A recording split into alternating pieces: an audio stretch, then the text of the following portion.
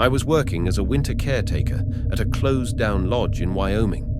The place was halfway up a mountain, 6 miles from the nearest town, 10 from the nearest gas station, and probably 15 from anyone who could actually hear you scream.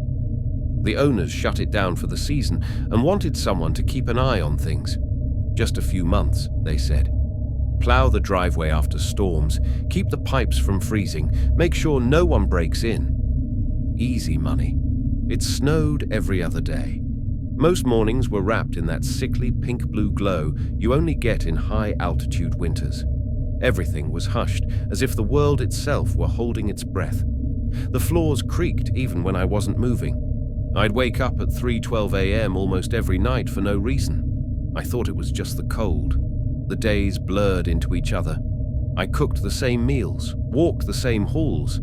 The lounge still had fake pine garlands nailed above the windows, left over from last Christmas. They didn't move. Nothing moved. The whole place felt paused. Then one evening, headlights. A beat-up SUV pulled into the snow-packed lot. A man climbed out. Medium height, rough beard, heavy parka, limping slightly.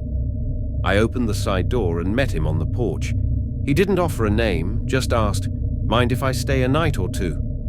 Got turned around. Storm's coming. His voice was dry, but alert. The kind of guy who looks at exits when he walks into a room. Something about him made my shoulders tighten.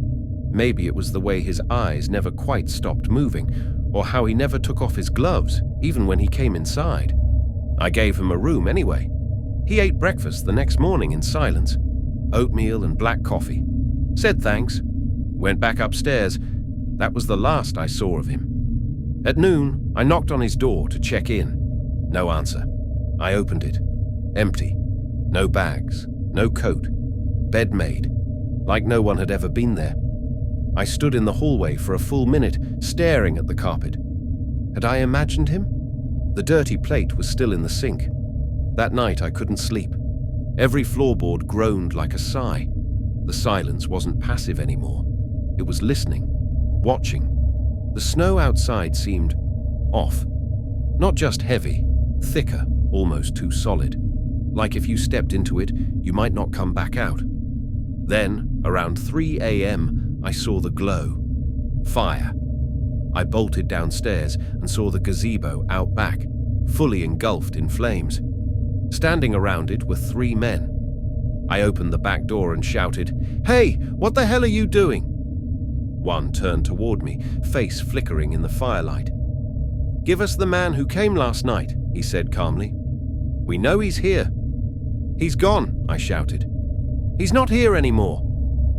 They didn't move, didn't speak again, just stood there.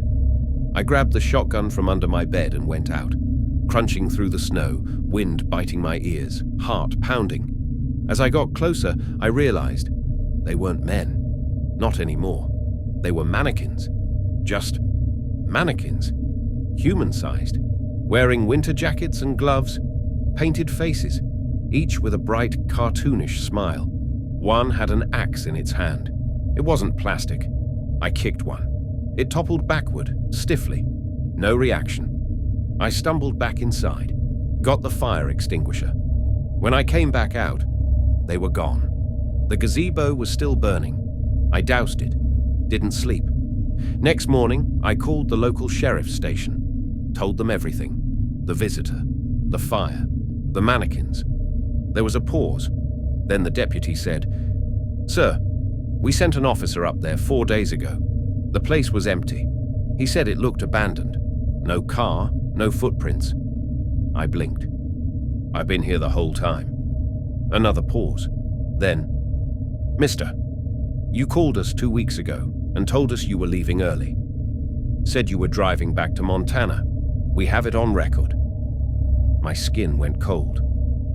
"I didn't make that call," I whispered.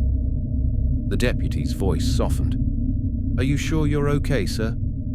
I hung up. I left that same day. Didn't pack much. Just got in my truck and drove until I stopped shaking. I didn't even remember the turnoff to the lodge disappearing in the mirror. I didn't want to. A week later, I visited my mom back in Billings. She asked for help sorting old boxes. We sat in the living room, surrounded by dusty photo albums, childhood drawings, broken ornaments. I was just starting to calm down. Then I saw the picture. Me, maybe 5 years old, holding my mom's hand outside an old clothing store. Yellowed photo, sun glare, a crooked smile on my kid face. Behind us, in the shop window, were 3 mannequins. Winter coats, gloves, each with that same painted smile. I stared at the photo until my vision blurred. My mom kept talking, but I didn't hear her. They were there, back then, watching. I don't know if what happened in that lodge was real, but I know they saw me, and they smiled.